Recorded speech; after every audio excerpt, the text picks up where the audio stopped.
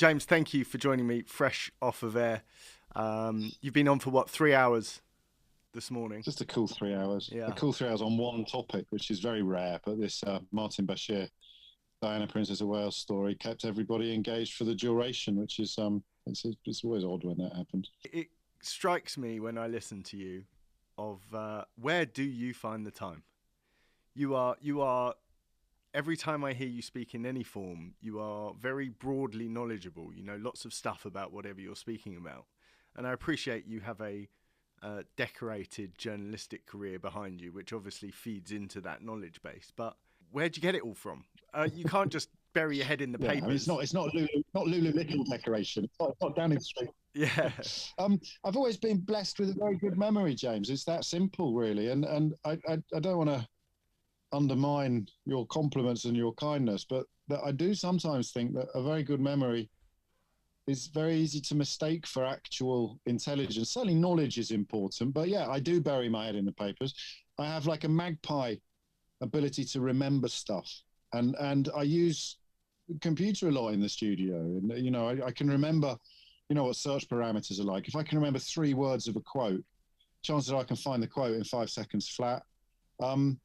And it's not just my job. The story I tell everyone when I start these shows, which is that a few years ago I made a decision that, and I think of it as quite a you way of thinking actually, having listened to talk radio for many years, and you especially, I made a decision to switch it off.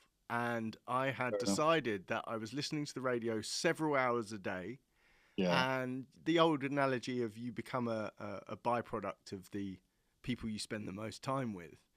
I realized that I was becoming a byproduct of intentionally aggravated people speaking constantly about hot news topics that were designed to be inflammatory. And I cite that story as a means of telling everyone as that being my entrance to podcasting. That was when I made a decision that I was going to listen to something else. And if I was going to fill my ears and my brain with information, it was either going to be from stuff I wanted to know about or stuff I could learn about, and not be at the extremist end one way or another of whatever the situation was that was unfolding in front of me. And I never listened to it again until this morning. It was literally the first time I switched on talk radio. I can't endorse this sort of behaviour. No, of course not. Yet, because my kids need shoes. Yes, but I hope you discovered this morning that even on my show, I obviously was guilty of all the things that you described, but I have consciously tried in the last 2 years, maybe even 2.5 years, probably since the day you decided not to listen anymore. I don't enjoy what you describe much anymore either. I used to love it. You know, and it made me, quotes, famous, end quotes, for beating up the people you describe on the radio. And there was that weird moment when Brexit and Trump collided, and it felt like the right thing to do, but it doesn't anymore. I much prefer listeners I can perhaps learn something from, or callers that I can be taken by surprise by. And what you describe is the older model where you know, you put a penny in the slot and then it's a rantathon, which you can probably predict every single syllable of. So I'm waiting to see whether or not my slightly milder, mellower approach is going to translate into career oblivion at some point. Well, it's interesting you say that, because that actually provides a nice segue into what I preach to be the future of all forms of journalistic broadcasting. In fact, the first interview I ever did on this show was with a guy in Canada called Ryan Jesperson. Do you know him? He had a bit of he had a bit of a Danny Baker moment. He was a very prominent morning news radio host for many, many years. One of the best, called the sports games, all sorts of stuff like that. And he came out with what I still maintain is a truthful comment. And he just got woked at the wrong time. He basically turned around and called a group of people chimpanzees for the fact that they were behaving literally like they were throwing poop around. And obviously the wokists picked him up, ringed him out, called him racist, and he was immediately let go from the station. because there were people of color in that group. One or two. I don't even know the exact term in that situation. It almost became trivial. It was like I would have to know before I could use a word like wokeist in that context. Okay, well, then there may not have been, and there clearly wasn't under your reading of it, any racist intent at all. Yeah, there are things that I don't know what your background is, but there are things that if you were of a certain ethnicity or religion, I wouldn't say to you that I might say to somebody of a different religion or ethnicity. I don't think that's woke. I think that's called being sensitive. Yes, I understand what you mean. In fact, from having thought about it, it must have not, for me to have called it that, it must have been completely innocent in my view. Well, if there was nobody, if there was no black people in that group, then yeah, I mean, I would agree with you. That seems a very odd way to behave. But knowing what I know about the media, I'd be surprised. That's so. The point being that on that day, merely hours later, he started a YouTube channel where he decided he was going to host his own daily news show. You know, very popular guy, like really well loved amongst Canadian media. And he immediately shot to the top of the charts. Like, he is now the listened to Canadian news. It all happens online. It's all on YouTube. Yeah, he's a hugely successful podcast because people really pick it up during the day. I need to look into this because I think you might be right. I mean, it's nice to work in a big organization. You've got protections. You've got lawyers, most obviously, and colleagues and things like that. But I am interested. Ian Lee's trying to do something in this country. I don't know if you've been following him. Twitch, just trying to operate free from any regulation and sort of corporate support. It's possible I'm too old now to think about that, but I shall watch with fascination to see what other people manage to do with it. He's done an amazing thing, and it immediately makes me think to people like you, because if I could have, granted, you say it's changed, but 3 years ago, if you'd have given me a chain to flush, I think there's probably you and maybe one or two others that I would carefully scoop out before I flush that chain. And I don't know that age is imperative in any of this. I think it's more access to facility, and there's an element of bravery. And that is becoming very universal now, very democratized. That's why I shall look up Ryan and find. And he's making proper money, is he? I'll connect you to. I think you'd have a fascinating conversation, and you'd find him fascinating anyway, from a broadcaster's and journalistic perspective. Sounds like. The reason I say all of that is obviously it segues nicely into the podcast. Yes. Now, one of my reasons to save you in my big flush is because I think you've been a content creator long before content creators existed. The Mystery Hour was almost made for the internet in terms of how it works, and it's still fairly unique, right? I mean, people try and rip it off. I think so. Well, some people are very honest about it. Danny Wallace, when he was doing the breakfast show on Radio X, used to do on Radio X, and now it's time for James O'Brien's Mystery Hour. But Danny's he's a great subversive, so he's being quite meta there. He's playing with the genre and he's playing with the traditions. Other people have done pretty much a kind of carbon copy of it and called it something else. But I don't know that I invented it. The problem with LBC, from my point of view, regardless of who you may or may not flush, is that every time I come up with what I think is a brilliant idea, it turns out Clive Bull did it 25 years ago, or Steve Allen did it in 1937, So I don't know that I'm the first person ever to do that. As if you described it as a format, someone rings in with a question, someone else rings in with the answer. But what I think we have made our own is the idea of the journey being more important than the destination. So I don't think anyone tunes in because they're going to find out something really. I think it's the fun we have getting there. And that is actually pure radio. That is pure trusted company, or whatever it is that your favorite way to describe why some radio programs work better than others. It's the sense of being family, being in on something together. And over the years, an idea that began as a way of filling an hour on Thursdays when there was an election on, because we're not allowed to talk about topics. Later this year, it comes out in board game form. So it has gone absolute bonkers. And yesterday's was, for my money, one of the best we've done in years. So every time I begin to wonder whether it's run its course, we get a call that just not. I mean, the whole hour yesterday was beautiful, and yeah, that by accident is a really good podcast. I keep telling myself to not mention the time so much and things when we're doing Mystery, so that it's easier to edit it as a self-contained section. I think they carry it on British Airways. I think you can find a kind of. Yeah, I think that so everybody else recognised what you recognised in terms of content creation long before I did. I just thought it was another bit of radio, but you're right. It is it's a format, it's a feature, and it's a self-contained podcast or program or slot or whatever you want to call it. And from that, you delightfully open your podcast, explaining that you are going to get to speak to people who you haven't yet had the pleasure. Or haven't had the opportunity to speak to for longer, because radio is a very tight format. And although I get more freedom than anybody else, like I just said to you, we've just done 3 hours on the same subject because we don't book guests as a matter of routine. We don't really have a running order or a format, not because it's better or worse than how other people work, but just because it suits me best. It's what I enjoy best. But you're going to struggle on a daily radio show to justify spending, if people are tuning in for a phone in, spending an hour talking to Salman Rushdie is I can't do it. So I needed to find an area where I could, and up popped the podcast format. Although this is an evolution of one that I did for Joe. Yeah, 2 years ago, right? Yeah, you go more than that. They came to me when I didn't really know what podcasts were, and they told me, Niall, who owned the outfit, and Evan, who was editing it at the time.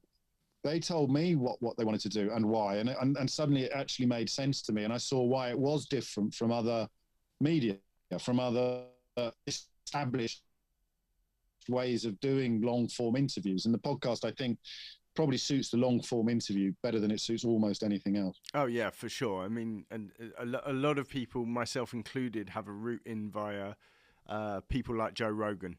That was, one of the first people, and they're 3-4 hours in some instances, which is that's an astonishing product. That's again, that is all about space and time, isn't it? And having in that case, as much as you could humanly want, to be honest.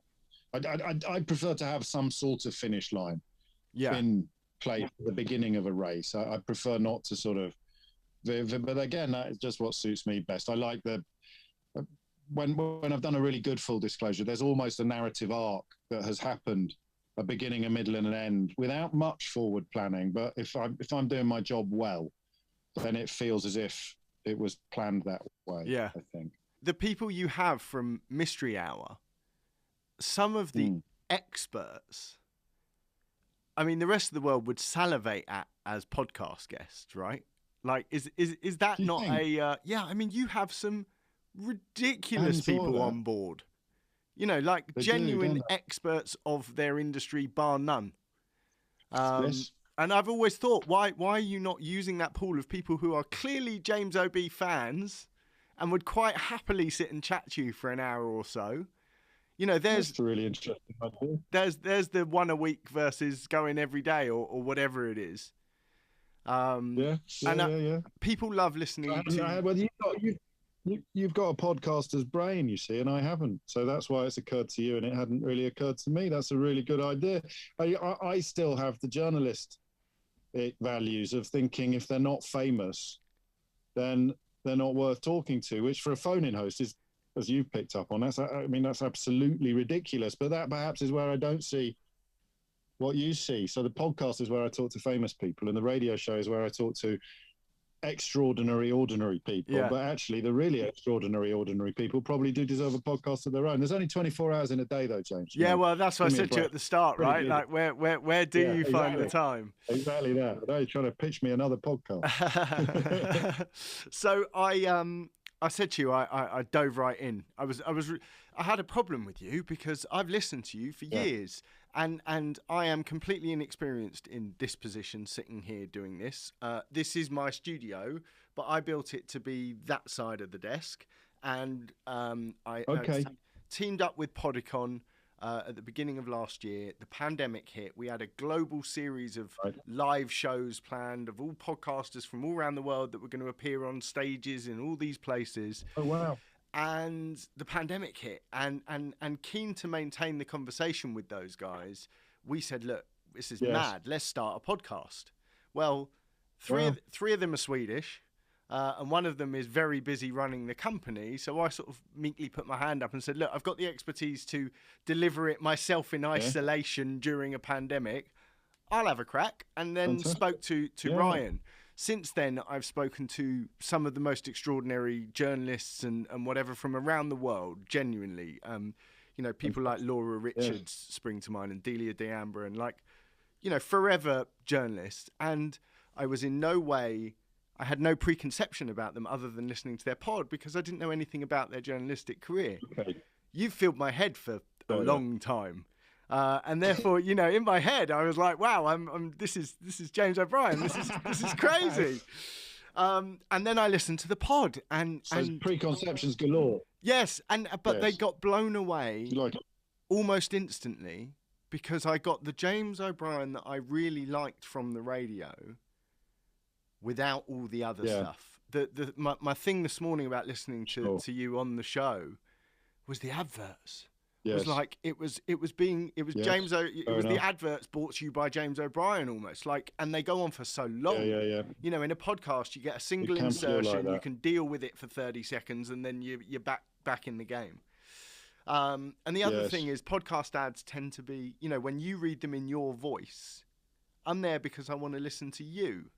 All of a sudden, when I've got whoever it jarring, is, aren't they? Yeah, it almost feels like it's part of it. So really, well, again, I wouldn't have a job without the adverts, but I do understand your point. It's part of the listening experience. I think it often gets overlooked, actually. When I was about 10 years ago, whether I was looking for other things that I might dabble in, I did wonder whether there was a market for a boutique radio advertising agency rather than something that's bolted on to a TV or a print campaign. Radio often feels like an afterthought. I'm a fan of adverts on the telly. I'm not going to say sometimes they're better than the actual program. I'm not quite that old yet. But I do think, radio sometimes you hear an advert and you think, how did that ever get past? Because we had one a few years ago, someone was eating. You can see how it might have worked on telly, but if you're listening on headphones... It's the worst noise ever. Someone's eating. I get cross with colleagues when they're talking with their mouth full in my talk back because it's such and vice versa. There's certainly room, but the podcast is like it's like going to the park as opposed to visiting 50 different gardens in the course of a 3-hour radio show. You can really really stretch your legs. I listen to oddly, prominently and randomly. I hit shuffle on the Spotify list, right? That's my way of making sure I'm getting a broad spread when I'm pre-listening to a pod. Sure. And mid-height of the Israel-Gaza conflict, David Baddiel's episode came on. And again, it made me, timely. That not only is it timely, that is a purebred... nearly hour-long piece of content that was unbelievably relevant. One, because it happened before this had happened, and therefore you could feel that this wasn't conflict-related. And I just thought, those sorts of things, if somebody is looking at your pod, they should have been refired out there over and over. Not for glory, not for revenue, not for numbers, because it's important information. But for relevant. Yeah. Your podcast, even the descriptions of them, they're some of them are complete, some of them are not complete. And I appreciate you are, you're sitting there now at LBC Towers and you have a day job, quite literally. But that podcast, I listened to it and I was like, more people need to hear this thing. How come more people aren't listening to it? We're doing about 250,000, I think, average now. I didn't mean that rudely. I meant I can't believe that James hasn't been already standing in front of a podcast. I mean, there's only, again, we're on billboards all over the country at the moment for the radio show. The podcast has an air of being an afterthought, I think, because it's me and the same producer that do it. And our top priority is always going to be the 3-hour radio show.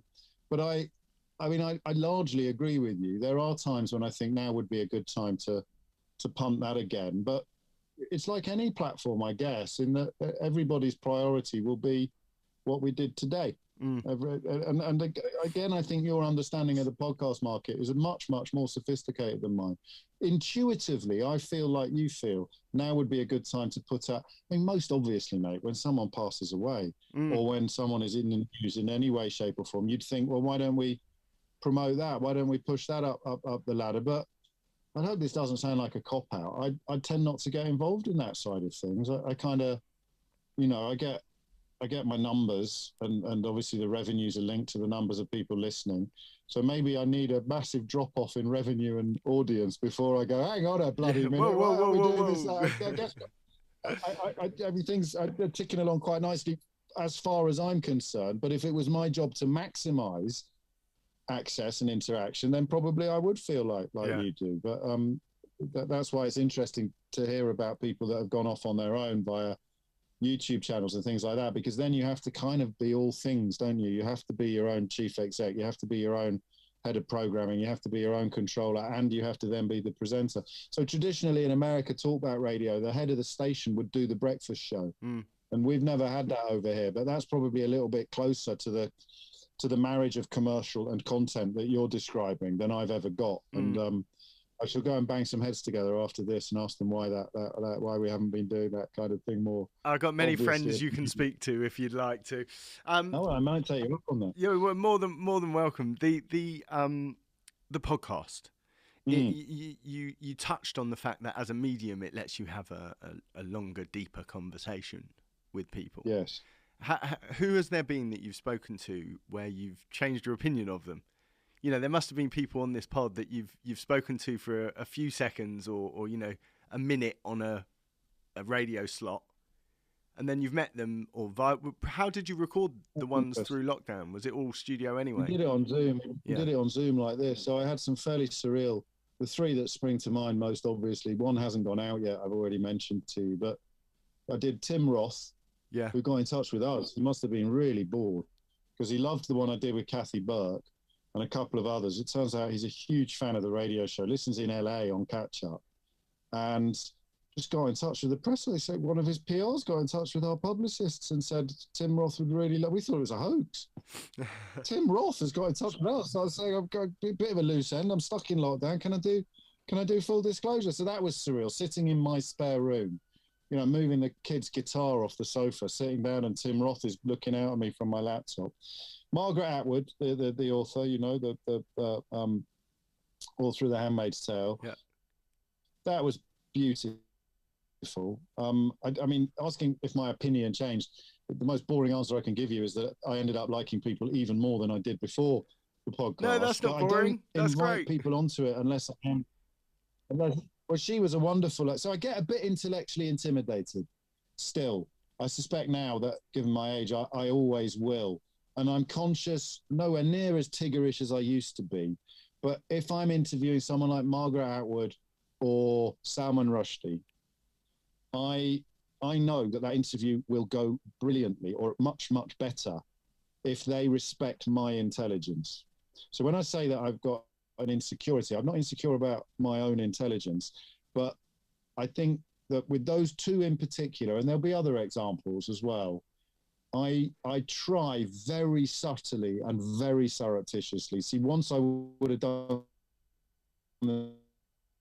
this with a sledgehammer and probably know, if they're not familiar with my work, I want them to know I'm clever enough to be doing this interview, but I'm also intellectual enough. Now, obviously, that's not a problem with most guests, but if it is with some of the most prominent intellectuals on the planet, which I would put Atwood and Rushdie in that category, then in the first 4 or 5 minutes, you might, now that I've told you this, you might spot me dropping a cultural reference that is quite out there. Yeah. Or perhaps employing a descriptor, a word that just, if now that you know to look for it, you'll probably notice it. And that's where I'm kind of going, you're here for 45 minutes, you're here for an hour. I know you get interviewed a lot. I know that you've been asked a lot of questions 100 times. I'm a bit different. Yeah. And I hope that doesn't sound arrogant, because if you watch the Rushdie one, which goes out end of next week, the producer who's been working with me for about 18 months now, she said I can't remember what you said 5 minutes in, but you could see his lights come on. You could almost see. So we were having a lovely interview, early doors, but I did something and I can't remember what it was. I'll watch it back. And that was exactly what I'm describing to you. It was when I sort of went, just so you know, I'm all right. Yeah. And then the engagement moves up a level and people say stuff that is not less guarded, but we go a bit deeper. And those for me are the moments of magic.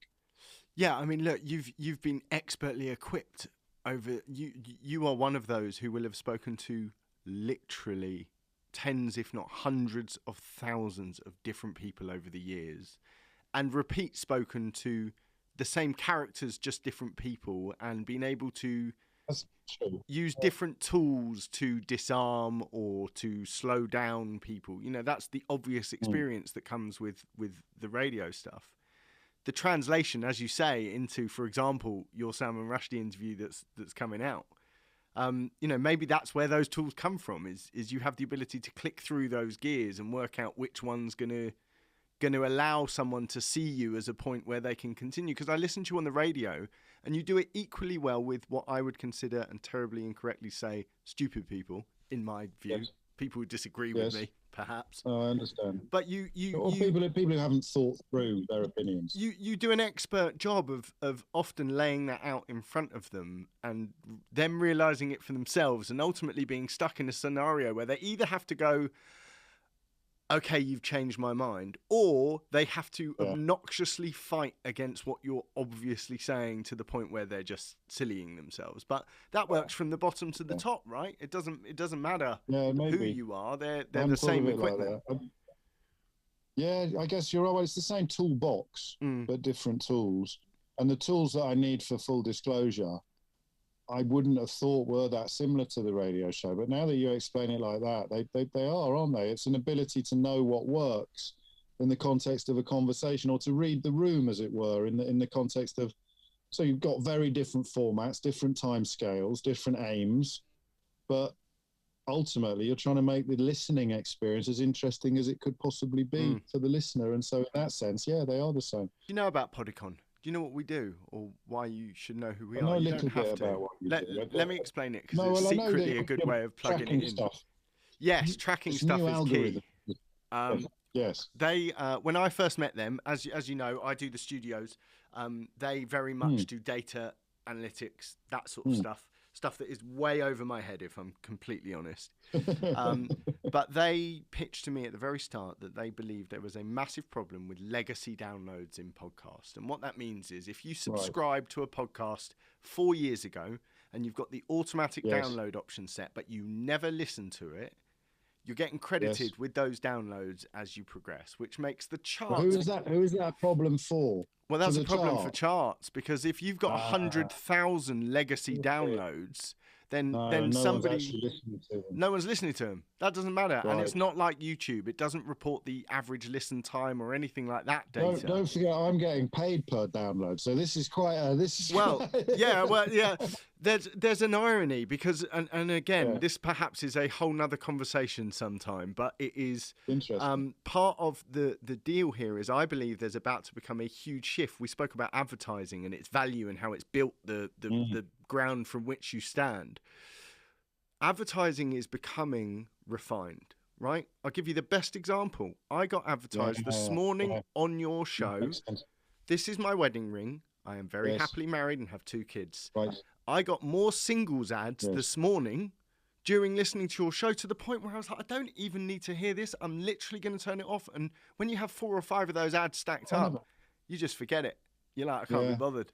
And for that, if you've got legacy downloads, those people that aren't listening, they're of no value to an advertiser. If those 100,000 demographics... Theoretically paying for their ears. Theoretically, they are paying for their ears, 100%. And their ears aren't there anymore. 100%. And that's so really interesting. That's where Podicon come in, because when they made the Podball 100, which is just lists of specifics in countries and genres... they have an algorithm that scrapes all of the social media channels and offsets it against download numbers. So when a show comes out, they're then looking for hashtag monitoring and conversation about that show. Effectively, It's the 2021 version of monitoring the water cooler in 1980s. What are people talking about the day after the show? If they're talking about the show and they're sharing a link to the show, they're interested and they're listening. So they've built their chart with a very heavy metric that works around people actually talking about it, not just listening to it. And it's created some really interesting numbers in some interesting places. Obviously, the big guys are the big guys, right? You know, yes, clearly. They are those people. But people right at the top, you'd be surprised at the disparity in some of the chart positions. You know, people who have had podcasts for 15 years, they're easy because they're getting huge legacy downloads of people that aren't listening to it. Anyway, the reason I have wondered about. Yeah. The reason you popped up onto the Podicon radar is because they have a player built into their website. And for whatever reason, your episode is the most played through our player. Your episode with Nikki Campbell. And that's across all of the players in all the places. And when I spoke to the guys, I was like, what happened? Why is it getting such a high score specifically? And they said it was one of the few where both parties involved in the podcast on social media both promoted it. Went back at each other in each other's tweets. So they would, and it created a firestorm of retweets and likes and shares and people talking about it.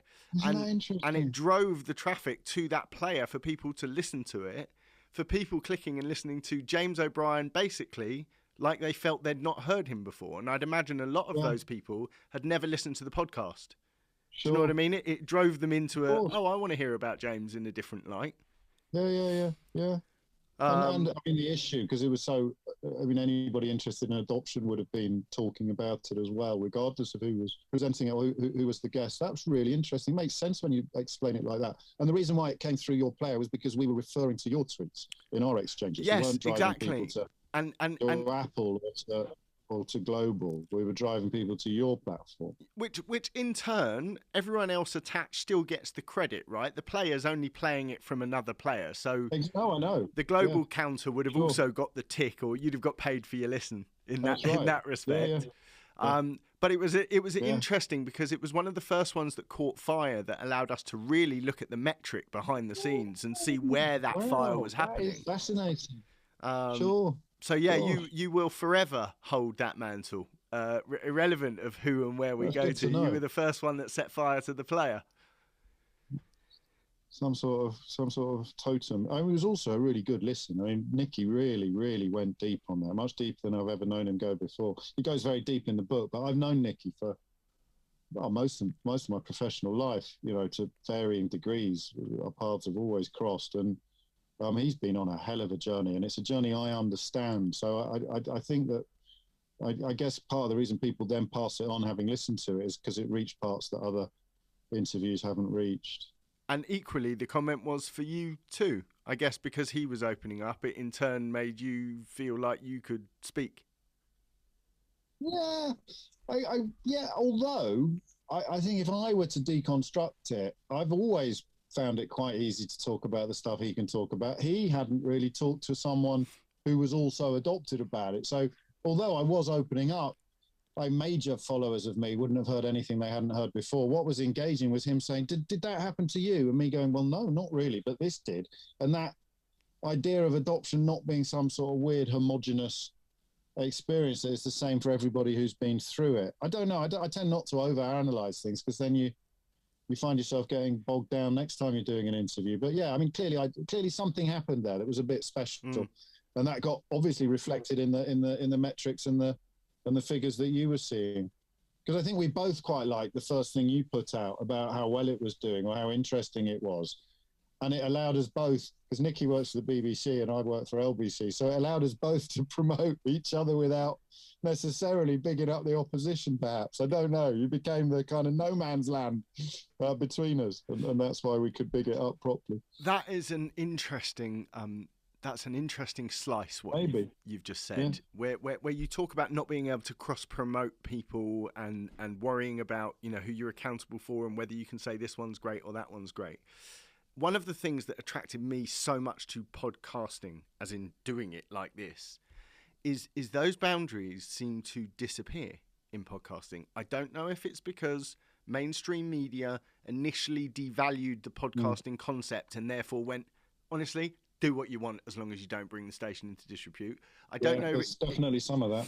Definitely some of that. But it's been incredible that, ordinarily to get to speak to you would be a process, right? In conventional form.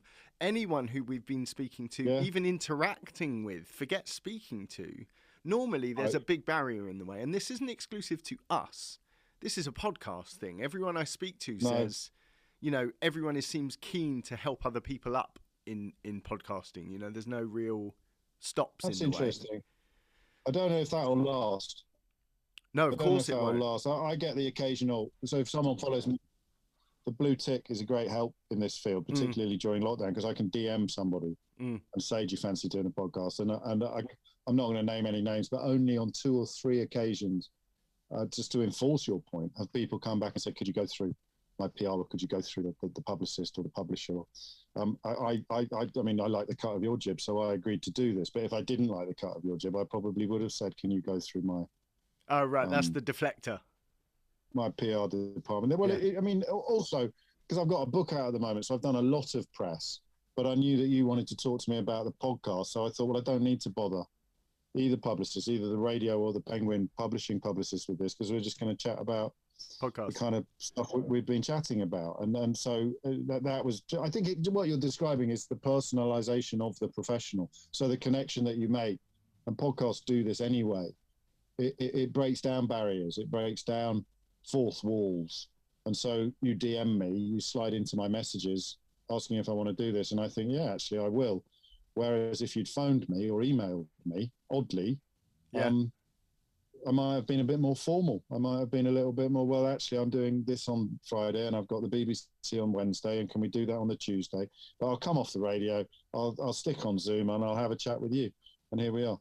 Greatly appreciated. How do we get more James O'Brien podcasts with some regularity and some, like, obviously I appreciate what you say. You're ridiculously busy, but well, we do one a week, so we get one full disclosure out every week. There's only a finite number of people who are available for that kind of thing, and the last 18 months obviously have been a bit surreal in terms of the challenge, but otherwise, doing it over Zoom has meant I can do people who are in America. So whether or not we go back to being exclusively face-to-face, I don't know. At the beginning, I didn't want to do anything on Zoom. I was going to put it in the fridge for the whole duration of lockdown. We nearly camped the podcast on that basis, and now it's enabled me to speak to everyone that I would never have spoken to. Yeah, well, we've had an identical experience, and there are elements of these exchanges I prefer to the face-to-faces. They're certainly a lot easier to arrange, aren't they? So I do that. I do the mystery hour thing gets chopped up and turned into a podcast. So we're putting out 2 a week. I think what I'd like to, and then I don't know the market as well as you know. So I'd like to, my wife's often keen for us to do stuff or to spot new opportunities with the caveat that there are only so many hours in the day. I'd like to do something on crime fiction, but I'm sure there is already a million podcasts looking at crime fiction, some of which will be presented by the kind of authors I'd like to talk to. So there's either, I don't know what you feel about this, it's either format or personnel or a combination of both. Format I struggle with. Come up with a new idea that anyone could present. That's what I mean by format as opposed to personnel. Personnel is an idea that works precisely because of the people who are involved. So Chris Moyles and I cross paths most mornings, and I'll say that I do. I think he does. Although if he sees this, he'll pretend that he doesn't. I think we'd love to do something together. And the podcast would be the obvious personnel-driven project there, because, get the 2 of us together in a room or a studio and hopefully something special might happen. We'd need some sort of format, but it would be a format following the personnel. It would be Moyles and James want to do something together. This might work, this might work, this might work. Let's try this. It won't be, here's a brilliant format. Now let's go out and find people who might be able. It's more like telly, actually. It's some shows only work. Ant and Dec, Saturday Night Live, would not work with anybody else presenting it. No. Even if you brought in I don't know, some of the biggest comedians in the world. If you brought in Michael McIntyre and Andy Samberg, it wouldn't work. No. It works because of them. Yeah. And the format has been built around them. So podcasts, in that tension between format and personnel, fascinate me. But the problem there is you want to hit the ground running. So, once you achieve a certain profile, you can't really experiment in the way that you might have been able to do 2, 3, 4 years ago. I think that one of the things that podcasting... If it's shit, people are going to, they're going to call you out for it being shit. Whereas a few years ago, I think you could make something a bit rubbish and everyone would be very forgiving and kind about it. Now, I'm not so sure they would. I'd be remiss at this point if I didn't turn around and say, if you and Chris want to start a show and you've got some cross-party studio issues, there's one sitting here. I'm North London, more than happy to host you in it.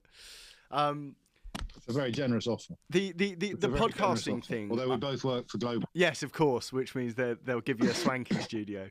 There's an interesting question of ownership that I'm actually not going to press you during this because I think it's an unfair position to put you in. But the new model seems to be within podcasting that the people own the show, and therefore. Right. The benefit and the advertising revenue, although being slow build, obviously there's a tipping point where all of a sudden it's exponentially larger than whatever revenue would have been generated elsewhere. And that largely, I think, Ryan, again, is a great example of this because he didn't have to keep the machine of the station or the network running. He only had to keep his machine running. And obviously you just don't need rooms full of servers and things like that anymore. From when we built a studio a year ago, a full AV studio, we had nearly £20,000 worth of live TV production equipment that has now been replaced by a single piece of equipment that costs £1,100, and that is starting to be the difference. And with major networks and studios, they've obviously got a legacy that they have to protect. They've spent millions, if not tens of millions, on gear, and they need to make sure that stuff's still paying for itself. Look, traditional media is never going to go away in that sense. You said something, or a guest of yours, in fact, on the radio said something about it today, how important, oh, hang on, it was Prince William. Said how important, that fella that phoned in. He didn't really phone in. I should clarify that. Yes. Well, I think that's an easy one. Look, Harry's doing the rounds, right? I'd imagine there were calls for, them to speak to a British journalist. I'd argue in that sphere, you'd be a fairly balanced conversation. I would hope so. I'm calling you the English Oprah. Look at that. That was. But I think that shift is something that I think big network about the commercialization and all of that are slowly coming to terms with. I get the impression with your podcast, you're not really given instructions, are you? You don't get but I'm not saying radio do this. Either, James. I was slightly uncomfortable with this line of questioning because I don't get away with murder because I don't actually try to murder anybody. But one of the reasons why I've rejected overtures from other broadcasters, more so telly now than radio, is because I love what I do largely because of the freedom that I have. And so the podcast is, I think, entirely uninterfered with. I'm not aware of any attempts to steer us in any, and the radio show is 99% free as well. And I'm not under any illusions about how rare. I think that's close to unique, that actually, in the incredibly media. Rare, I think, and possibly does play into what we talked about at the outset about why I don't currently have any deep yearning to go off on my own, because I don't feel in any way restricted by the current formats I work in or the people I work with. Quite the opposite, in fact. I've worked hard to get to this position. Don't get me wrong, and it is built upon the audience that I've delivered. There's no point doing any false modesty, and as long as I don't screw it up, as long as I continue to deliver numbers, they will presumably continue to allow me a really brilliant degree of freedom, and I wouldn't really want it any other way. But if I was craving more freedom, then all of the things you've just said would be even more interesting than they already are, because technologically, certainly, you could give major studio facilities a run for their money. There are, the regulation issues.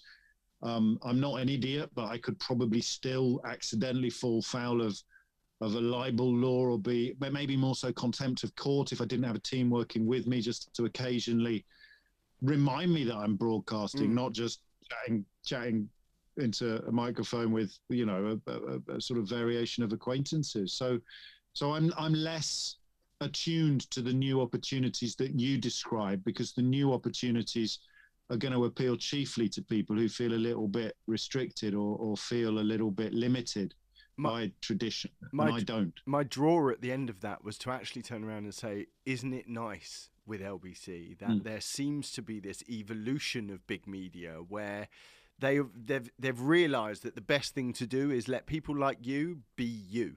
That's the value. That's the growth, and that's what they need to. You know, it's nice. You said you've changed how you do the show.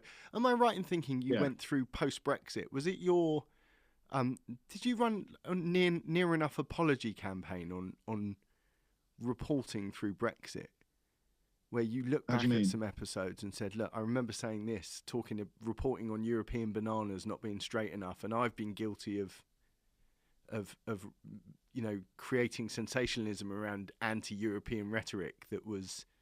I think, no, I never quite did that, but I think that, like everybody, after the result had come in, I realised how little I actually knew about the whole issues, and I was certainly at great pains to say that even as someone who became quite a prominent advocate of a second referendum, or a Remainer if you prefer, I don't think I should have had a vote on that issue in 2016. And so I would often explain why. I didn't know anything about the fisheries, for example, situation, or what would really, that from a position of humility, because I think I know probably more than the average. And I still don't think I knew enough to cast an informed vote, as we're seeing now. You know, we're now in a place where people are claiming that they knew all along the polar opposite of what they were promised was going to happen. And whether you're looking at the Irish sea border, whether you're looking at what's going to happen to farming if they sign this deal with Australia, whether you're looking at what has happened to fisheries, you're looking at red tape. I could go on, and I frequently do. Yeah. So no, I don't know that I ever did much of a mea culpa. My regret, because I was working for the BBC at the time of the referendum, I was doing a couple of news nights a month, and I kind of cut myself off at the knees. I was so conscious of being impartial in my BBC work that I think I wound my neck in a bit in my LBC work, and I only really started banging the drum of truth. I started saying, actually, that was a lie, and that I only started doing that after the referendum results. So, you know, if you were a massive conspiracy theorist, you could suggest that the BBC had thrown me a few Newsnight shaped bones in order to nobble what I was doing on LBC, which is a joke. Of course. I did that, but I don't think I'd had much of a mea culpa on that, because I'm being proved right about everything. Who do you listen to? Do you listen to podcasts? I mean, again, we talk about how much time you've got in the day. Where on earth would they fit in? My daughter does, and she brings her favourites to me. I love listening to Louis Theroux interview people. I've overcome in recent years. I no longer have, whether you'd call it status anxiety, or if you can't get over the fact that you think it should be you, or you wish it was you doing an interview. So I had that for a long time. I'd be sitting there thinking, well, I'd be doing a better job than them.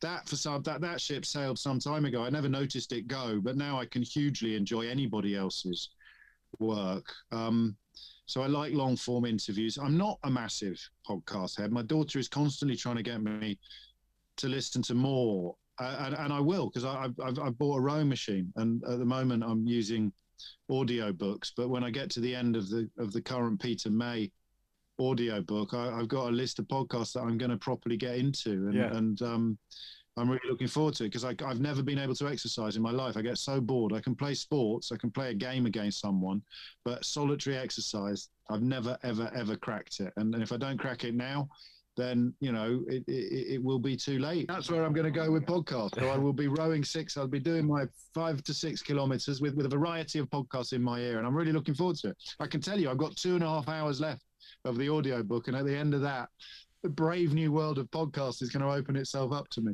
The nicest thing I think from a podcast perspective is you can dig down avenues in a genuinely exploratory way, Yes. unimpeded. So if you find someone you like who's a guest on one, you can then seek them out on others, and by doing so, eventually you find other people who have interviewed them that you think, oh, they talk in a similar way, and therefore I should listen to more of that person. And it can be really nicely organic. It can just lead you down paths. I like that. I love that. I love the sound of that. And if you're into your crime and fiction crime and all that sort of stuff, true crime is one of the biggest sectors of podcasting. That. I'm not completely stupid. I'm not a complete nerd. I'm familiar with the breakthroughs that shows like Surreal made, and the continuing popularity of those genres, but they're stories. Yeah. It doesn't matter what you file them under. It's all storytelling. It's almost always storytelling. Whether you're doing a long form interview, my series, it's the story of their life and times, their career, and it might culminate in the latest project that they're promoting. It's a story. The Badil podcast was a rarity in the full disclosure format, because I'd done a long form interview with him when I was at Joe. I was doing a podcast called Unfiltered. Yeah. Which is kind of the parent of full disclosure. Still out there if people want to catch it. It is still, and there's still some great, really proud of the work we did over at Joe. Really proud, because we were kind of like the plucky little outsiders rather than at LBC, we're very much big players. But the Badil interview for full disclosure was, as you say, about a specific. We dug into the story of a very specific issue and a very specific problem, but it's still a story. It's the story of anti-Semitism, if you like, or the story of modern anti-Semitism. But heard from a liberal take was the interesting part, right? This is heard from somebody that isn't swearing one side or t'other. It was refreshing to hear it. So helpful for me, for someone like David, who I think is an atheist, but would still have been carted away by the Gestapo. There's no illusions about that. You can't opt out of Jewishness in that sense. But to hear him explain about why things are offensive and why things are wrong, from, as you say, from a non-religious liberal perspective, I thought was absolutely fascinating. But the point I'm making is it's still a story. All the best content is a story, in some sense. Well, that arguably, for as long as time has ever been, exactly. The storytellers have written history and directed almost everything that's ever happened. Have you ever been to Marrakesh? I have. So you know the Medina, the marketplace. Yeah. And you still see there a small crowd gathered around a bloke on his haunches telling a story, and then they pass the hat round at the end. Yeah. But that's you know. I couldn't understand a word he was saying, but I was still completely hypnotized by that process, because it's as old as you say, it's as old as humanity itself. And that's really all we all do. We all sit in a Medina on our haunches, telling stories in the hope that someone will throw a few coins into our hat. That was my point at the beginning. What I said to you about turning off the talk radio in my head was because the stories were wrong. I wanted to listen to stuff I wanted to listen to. It was almost, like I'd moved around the market. Look, James, you're on the back of 3 hours. I've got one more question, and then we'll roll away. If you could have anyone on your podcast, who's your sort of? I'd really love to speak to that person, because if I've learnt anything about doing this, certainly in podcast land, is if you put it out there, then the universe has a funny way of sort of making these things trickle through. There's, not to be pedantic, but you mean someone that there is a interview? That there is a feasible chance of interviewing, or a fantasy interview? Well, I'm not going dead or alive. They need to be alive and capable of, in theory, doing a podcast with you. But they would, because I'd love to interview the Queen. Obviously. Well, there you go. I think that would be fascinating. But the likelihood of her agreeing is zero, and even if she did agree, the likelihood of her leaving no areas off limits is also zero. So once we'd overcome those minor obstacles, I'm sure we'd make a brilliant piece of content. Well, people maybe that are hard to get at. There's two types of answers to this question. There's the Queen answer, which is it's never going to happen in a billion years, but I'd love it if it did. But accessibility isn't. Some people who are actually quite accessible. I think I've talked to almost everybody that I'd really, really, really like to talk to. I'd like to do J.K. Rowling. I think she's really interesting. She does next to nothing, and I love her. There are all manner of areas where I'd like to talk to her. And one of the people I haven't been able to persuade onto the podcast through personal approaches is Nigella Lawson. I think Nigella is wonderful. We don't have anything like enough women on the podcast, and it's not for want of trying, but they'd both be very, very near the top of my all-time wish list. So, I mean, three queens. Yeah, there you go. That was very good. We'll get the Podicon boys, if we can just clip this bit up and stick this out on Twitter, and we'll tag Nigella and well, we can tag the Queen, I guess. Make it happen. Make it happen.